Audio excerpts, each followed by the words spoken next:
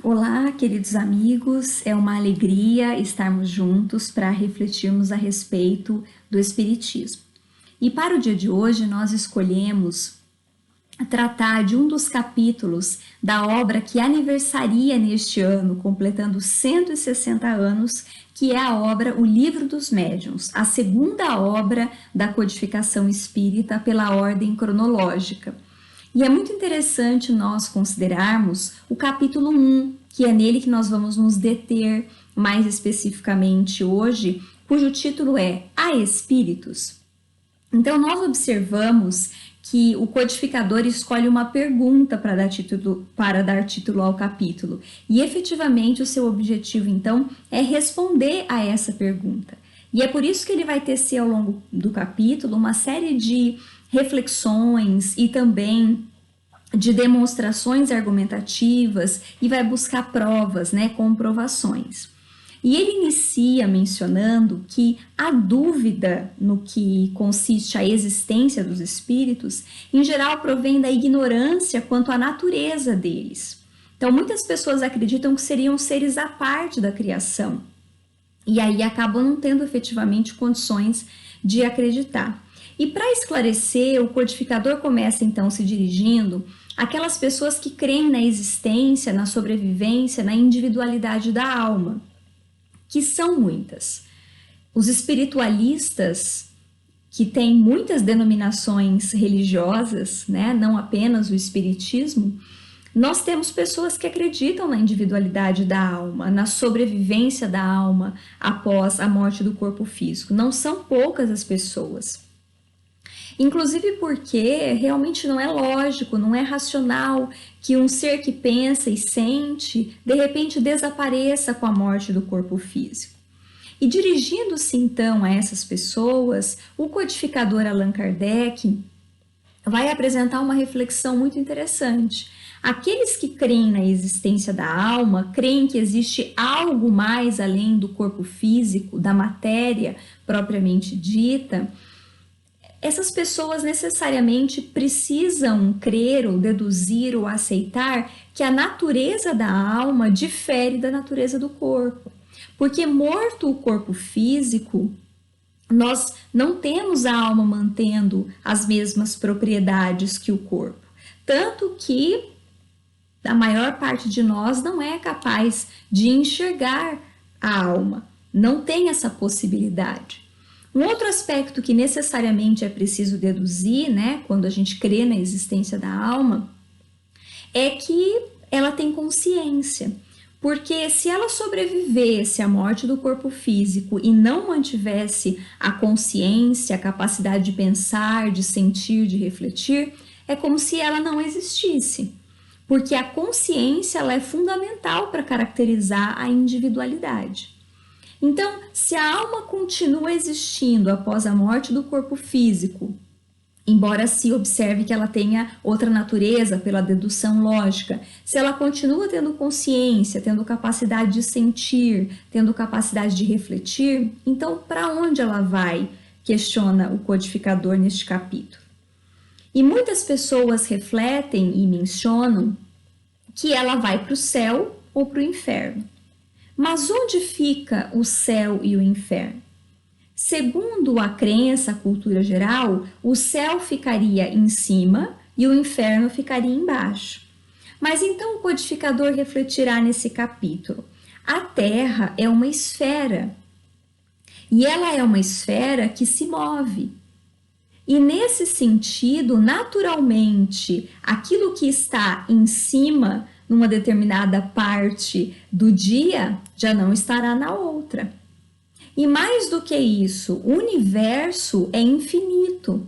Então, como estabelecer em cima e embaixo, considerando essa infinitude do universo? Ele analisará também aqueles que creem que o inferno esteja nas profundezas da Terra e o céu nas esferas acima da Terra. Mas a ciência, a geologia mais particularmente, esquadrinhou o interior da Terra, o seu núcleo, e não encontrou nada particular nesta parte do planeta que justificasse que o inferno lá ficasse. E quanto ao céu, a Terra, já está comprovado, não é o centro dos mundos. Aliás, nem o nosso Sol é o centro do universo. Existem muitos, inúmeros, zilhões de sistemas de planetas. Então, nesse caso, ficaria difícil caracterizar também esse raciocínio do céu nas esferas acima da Terra. E, aliás, considerando que existe essa infinidade de sistemas e de planetas, o codificador então questionará também por que só a Terra teria seres racionais. Se não existe nada efetivamente que a caracterize assim como tão diferente ou como predominante, como melhor do que outras regiões, outros astros, outros planetas já conhecidos. O nosso Sol, por exemplo, que é uma fonte extremamente importante para o nosso planeta, não é dos maiores. O nosso planeta também não. Então, por que só aqui teria seres racionais? Olhando para esse número imenso de planetas e sistemas já conhecidos, já monitorados pela astronomia na Terra, achar que só aqui seria a casa de seres racionais é como imaginar, por exemplo, um grande condomínio com um número enorme de casas em que todos os habitantes fossem colocados para morar numa casa só. Não faria sentido. Então, o que faz mais sentido, a lógica realmente aponta que existam diferentes mundos habitados por seres racionais, embora com configurações adaptadas a físicas, no caso dos encarnados, adaptadas às suas condições, né, às condições de cada planeta. Mas o fato é que, havendo vida, havendo seres racionais em muitos mundos, então também esses mundos oferecem o seu contingente ao mundo das almas. E o que é feito então desse número imenso de almas? Porque, afinal de contas, elas provêm dos diferentes mundos habitados, não só da Terra, embora da Terra também. E uma vez que tanto a astronomia quanto a geologia demonstram a impossibilidade ou a falta de lógica de moradas localizadas, os assim chamados céu e o inferno, então a teoria mais racional seria efetivamente a de uma não localização das almas. E é exatamente esse o raciocínio que o codificador vai desenvolver. O quanto a ideia de que as almas não estão localizadas especificamente se harmoniza muito mais, inclusive, com os conhecimentos científicos que já se tinha à época dele e que se tem hoje. É uma doutrina muito mais lógica, a de que, na verdade, as almas, elas estão em todos os lugares. Elas ocupam o espaço universal e formam um mundo invisível, porque se trata efetivamente de uma natureza diferente da natureza física, mas é um mundo invisível que está em todo lugar, que convive com o mundo material. O codificador chega a usar nesse capítulo a expressão de que esse mundo invisível acotovela-nos, está efetivamente próximo de nós. Então, a ideia de céu e de inferno, na realidade, não são caracterizadas como moradas localizadas, são estados de espírito. E, naturalmente, se houver uma relação de almas próximas com características semelhantes, ali se formarão regiões ou esferas espirituais condizentes com as características desse grupo de almas afins, como se formam cidades, como se formam núcleos, mesmo no mundo material. A diferença é que aqui há, inclusive, uma variação, né, de níveis evolutivos, de características, enquanto no mundo espiritual predomina efetivamente a característica moral de cada grupo. E é exatamente assim que o codificador nos mencionará, porque o fato de nós não entendermos que existem efetivamente uma localização para as almas não diminui, não elimina a ideia das penas e recompensas futuras. porque na verdade as almas tiram de si mesmas a felicidade ou a dor. E a sorte delas está subordinada ao seu estado moral e aos esforços que faça para se transformar. Como mencionamos, aquelas que já fizeram os seus esforços e estão num estado moral mais desenvolvido, naturalmente convivem com outras pelas quais tenham mútua simpatia, convivendo ali na aventura.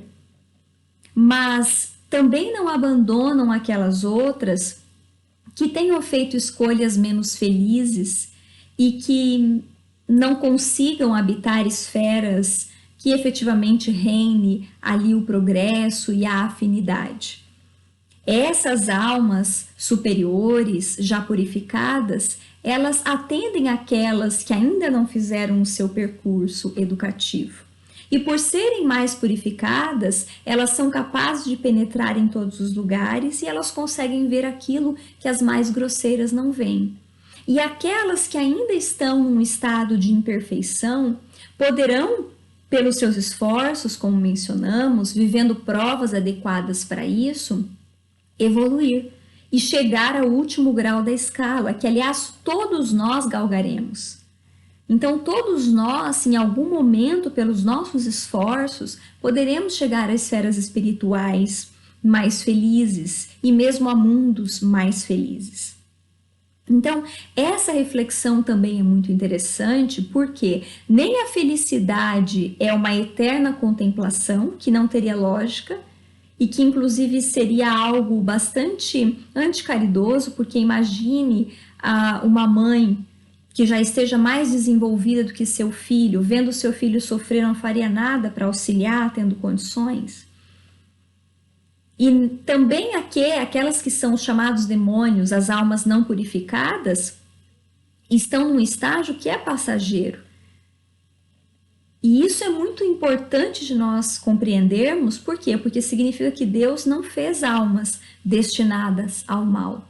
Todas poderão, pelos seus esforços, se desenvolver e chegar ao estado dos chamados anjos, que nada mais são do que almas que fizeram boas escolhas, escolhas éticas ao longo das suas oportunidades.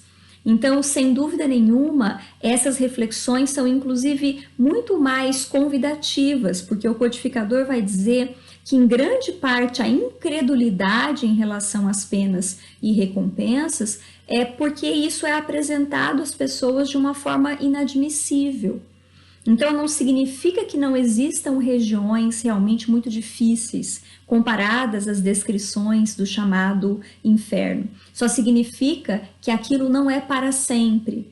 Aquilo não se dá eternamente e pode sim ser transformado pela transformação dos seus seres. E não significa também dizer que não existem regiões celestiais, mas que elas não são habitadas por seres escolhidos, privilegiados, mas por aqueles que fizeram boas escolhas e que não deixam de atender aos que ainda não compreenderam suficientemente e estão no percurso. E então o codificador nos dirá, bem, mas que são essas almas sobre as quais todas essas reflexões são feitas? São os espíritos. Os espíritos são as almas dos homens sem o corpo físico. De modo que quem admite a existência da alma não tem por que não admitir a existência dos espíritos. Quem admite, pela lógica, que as almas estão em toda parte, pode naturalmente admitir que os espíritos também estão, porque é a mesma coisa. Então, esta crença nas almas permite a crença nos espíritos, que são as almas dos homens sem o corpo físico.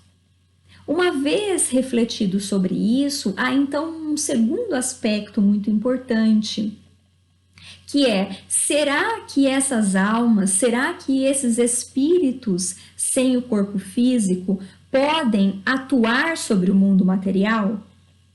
E mais do que isso, será que podem se comunicar conosco, trocar ideias conosco e, obviamente, nós com eles? E aí é um outro aspecto interessante, porque o codificador menciona, e de fato nós podemos constatar isso, que nem todas as pessoas que admitem as reflexões que nós mencionamos até o momento, da alma, do espírito, admitem que essa comunicação ou essa atuação sobre a matéria seja possível. E aí é exatamente nesse aspecto que o codificador passa a se deter no capítulo. Por que não poderia o espírito, a alma, né, depois da morte do corpo físico, atuar sobre a matéria? E algumas pessoas dirão, porque são imateriais, então o imaterial não pode atuar sobre o material.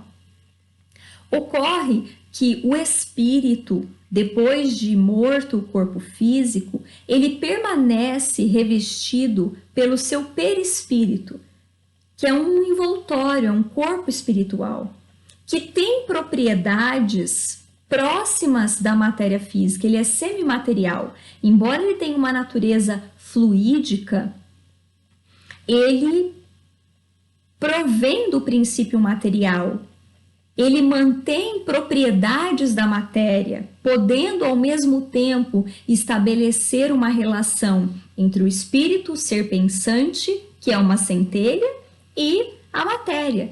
Tanto que quando esse espírito estava no corpo físico, ele estava ligado ao corpo físico por este envoltório perispiritual que ele mantém depois que o corpo físico morre. E este perispírito, mantendo, portanto, algumas das características da matéria, pode continuar sendo o agente de atuação sobre a matéria, como era sobre a matéria do corpo físico.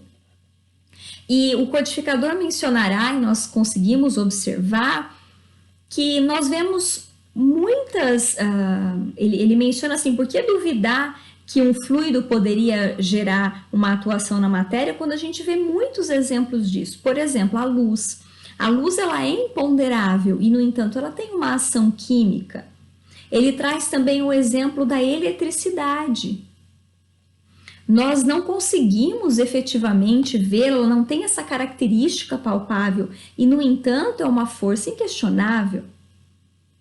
E efetivamente, então, não há nada de ilógico, não há nada que fuja, inclusive aos exemplos que nós temos na natureza já conhecida e estudada pela ciência material, que nos impeça de acreditar que por meio do seu perispírito, por ser ele fluídico, o espírito não poderia atuar sobre a matéria, manifestando-se, portanto, né, por meio dos ruídos, por meio das batidas, por meio até mesmo da movimentação das mesas, que foi efetivamente um fato que chamou muito a atenção do codificador. Mas e quanto a trocar ideias conosco? Será que seria possível, quer dizer, entrar em comunicação, o espírito sem o corpo físico conosco, que estamos no corpo físico? E aí o codificador, mais uma vez, vai nos elucidar preciosamente.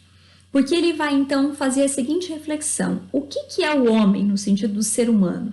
Não é um espírito aprisionado num corpo?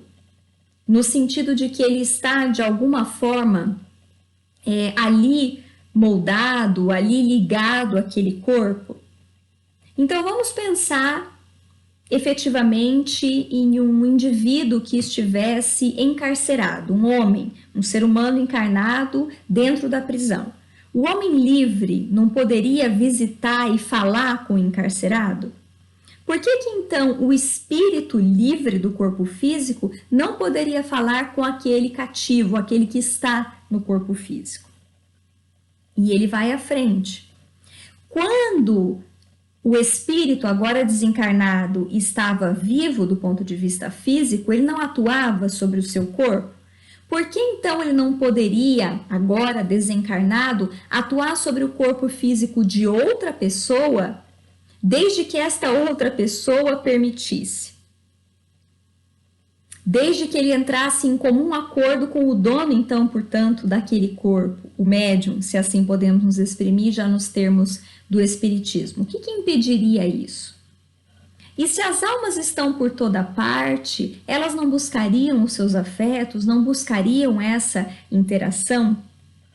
E é exatamente nesse aspecto que o codificador vai então conduzir uma série de raciocínios que nós buscaremos, inclusive, reproduzir textualmente, né? Ele diz assim: bem, vamos analisar então, partindo do princípio da existência e da sobrevivência da alma, se seria possível provar que o ser pensante que existe em nós durante a vida não mais pensa durante a morte, depois da morte. Que se continua a pensar depois da morte, que afinal de contas, se ele não pensasse como se não existisse, ele estaria inibido de pensar naqueles a quem amou. Que se ele pensa nas pessoas que amou, ele não cogita de se comunicar com eles. Seria possível provar isso? Que podendo estar em toda parte, esse espírito desencarnado não poderia estar ao nosso lado. E que podendo estar ao nosso lado, ele não poderia comunicar-se conosco. E que não poderia, através do seu envoltório fluídico, atuar sobre a matéria inerte. Seria possível provar, então, que sendo possível atuar sobre a matéria inerte, ele não poderia atuar sobre um ser animado? E que uma vez tendo possibilidade de atuar sobre um ser animado, ele não poderia dirigir a mão desse indivíduo e fazê-lo escrever? E que podendo fazê-lo escrever, ele não poderia responder às perguntas e transmitir os seus pensamentos? Então ele nos convida a provar, não apenas por negativas, que isso não seria possível. E ele faz esse convite, lembramos, porque o capítulo o título é uma pergunta.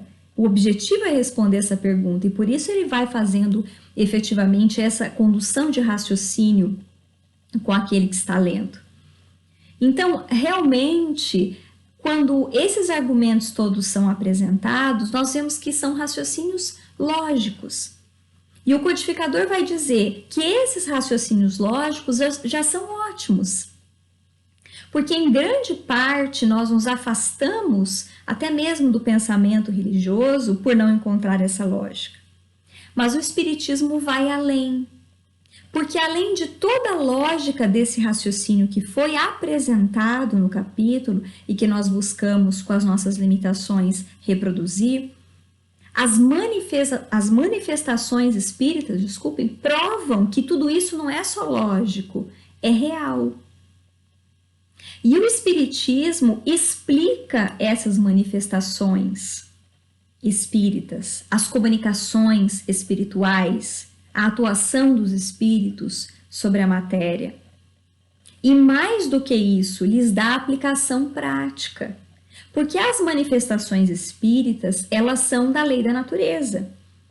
Se nós observamos a lógica de que o ser desencarnado, o espírito que somos sem o corpo físico, mantendo a sua capacidade de pensar e de se comunicar, se nós vimos esta lógica, é porque isso faz parte da lei da natureza. E em fazendo, não foi apenas no século XIX, nem é só atualmente que isso acontece. Nós encontramos esse registro na história. Nós vamos encontrar esse registro no povo egípcio, no povo grego, em Roma. Jesus faz referência à atuação dos espíritos, inclusive dialoga com eles, embora não trate por este nome especificamente todas as vezes, não faça as explicações que viriam mais tarde por meio do Espiritismo, que é inclusive, seu advento é organizado pelo próprio Mestre Jesus. Nós temos, por exemplo, registros históricos estudados na escola. Vemos Joana d'Arc, com suas vozes que a dirigiram, ainda muito jovem, mulher, sozinha, ganhar uma guerra, efetivamente, que era o único meio possível naquele momento de libertação do povo francês e preparação de todo o contexto para o advento mais tarde, inclusive do próprio Espiritismo. Vemos muitos exemplos próximos e recentes, como, por exemplo, Francisco Cândido Xavier, que sem ter estudado sequer, psicografou o seu primeiro livro, Parnaso de Além-Túmulo, trazendo inúmeros poemas com variação de estilos, que também mostrou a sua mediunidade de efeitos físicos por meio de fenômenos de materialização. Enfim, são muitos os exemplos. A própria codificação espírita, os próprios fenômenos estudados pelo codificador. Então, nesse sentido, o Espiritismo vai trazer esta explicação de todos esses fatos. Vai mostrar o caminho, muito especialmente no Livro dos Médiuns, para se obter efetivamente informações fidedignas a partir do mundo espiritual, que estão inclusive registradas nas obras básicas, e dar uma aplicação prática, porque efetivamente todo esse conteúdo não é apenas para o nosso deleite intelectual. Então, sim, há espíritos. Os espíritos estão entre nós, eles se comunicam conosco. E existem múltiplas aplicações práticas disso. A primeira é que estes espíritos guardam as características que tinham como homens. E, portanto, aqueles que não fizeram o seu percurso de aprendizado mantêm os vícios.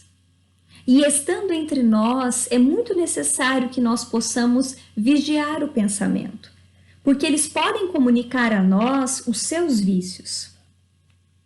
E efetivamente é fundamental a atenção, a vigilância, a prece ao Evangelho no lar, sobretudo nestes momentos de efervescência social, de transição planetária que nós vivemos. Mas também é fundamental nós nos lembrarmos, e isso é uma aplicação prática, que sim, os espíritos que nos amam, os nossos familiares queridos que partiram para a esfera espiritual, permanecem ligados a nós pelo pensamento, recebem nossas preces, nosso afeto, dentro de suas possibilidades, retribuem, e muitos, já em condições melhores do que nós, nos auxiliam. Há o nosso amigo espiritual, o anjo de guarda, a quem nós devemos recorrer constantemente. Não é ideal recorrermos aos nossos familiares, porque não sabemos se eles estão em condições de nos atender, mas podemos pedir a Jesus em favor deles e podemos pedir ajuda ao nosso anjo de guarda, porque certamente eles também se comunicam conosco. Eles também nos ofertam estímulos, nos ajudam a acionar a nossa consciência. Naturalmente, o estudo também é muito importante, para que nós possamos formar em nós um cabedal de conhecimentos que estes espíritos possam acionar em nós. Não é preciso ser médium ostensivo, aquele que vê ou ouve claramente os espíritos, para nos comunicarmos com eles. Isso é uma questão natural, é da vida. Então, que nós possamos aproveitar esta oportunidade do intercâmbio com os benfeitores espirituais nossos, da humanidade, mantendo a sintonia, a boa leitura, os bons pensamentos, a correção dos pensamentos, quando nos dermos conta que não são tão bons, melhorando a sintonia, realizando, como dissemos, preces diárias, o Evangelho no lar, para que nós possamos aproveitar o motivo pelo qual nós podemos nos comunicar com os nossos benfeitores. E, naturalmente, proteger a casa mental das influenciações que fazem parte do momento planetário e da característica do planeta Terra neste instante, porque o planeta também evolui e progride. E esse cuidado é muito importante, porque ele desenvolve em nós a maturidade espiritual. Então, como é bom nós termos acesso a essa obra que aniversaria o Livro dos Médiuns, como é bom nós termos acesso ao Espiritismo, que é, sem dúvida nenhuma, um conjunto de luzes. É efetivamente a possibilidade de nós nos nutrirmos. Agradecemos imensamente a atenção, desejando profundamente que a paz possa reinar em nossos lares e em nossos corações. Que Jesus seja conosco.